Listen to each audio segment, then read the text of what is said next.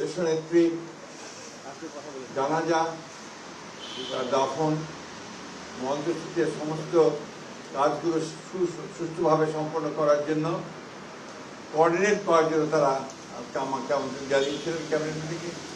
সেখানে আলোচনা হয়েছে। একটু পরেই আপনারা সেগুলো জানতে পারবেন, তাদের প্রেস সেক্রেটারি আপনাদেরকে জানাবে। আমাদের প্রধান উপদেষ্টা তিনি বোধহয় একটা জাতির উদ্দেশ্যে ভাষণ দেবেন। আপনারা তাদের কাছ থেকে সব কিছু জানতে পারবেন, যেহেতু তাদের মিটিং তারাই জানাবেন, সেটাই ভালো হবে। আমাদের বিষয়গুলো আমরা আপনাদেরকে সকালে জানিয়েছি। আর আমাদের 12:30টার সময় আমাদের প্ল্যানিং কমিটির একটা মিটিং আছে বিএনপির। সেই মিটিংয়ে আমাদের সমস্ত সিদ্ধান্তগুলো চূড়ান্ত করে আমরা আপনাদেরকে আবারও জানাবো। টাইমটা জানতে থাকবো।